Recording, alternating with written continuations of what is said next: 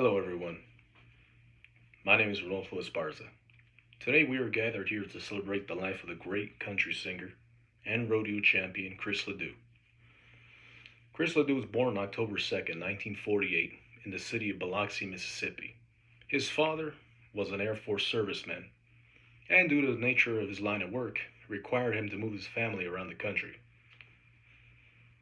Now, Chris may have been born in Mississippi, but as time went on, he would eventually find his permanent home to be Wyoming, a state that he would truly feel where he belonged and truly felt at home.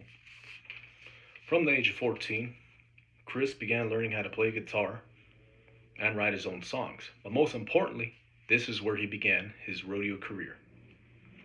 When his father retired from the Air Force in 1960 and settled his family in Houston, Texas, this is where Chris's interest in the sport truly took off.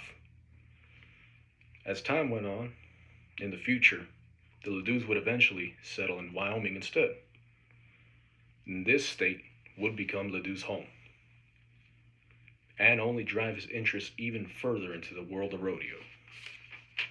In the rodeo circuit, Chris Ledoux was a champion at the sport and quickly proved himself to be one of the greats of all time.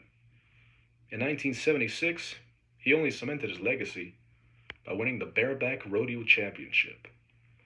At the same time, during his career, his humble beginnings as a music artist began by selling the cassettes of his songs from the back of his pickup truck in the parking lots of the rodeo arenas.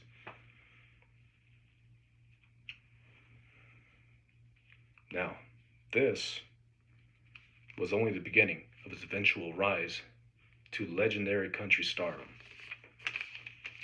On January 4th, Chris married the love of his life, his wife Peggy Rhodes, and eventually had 5 children: Clay, Ned, Will, Bo, and Cindy.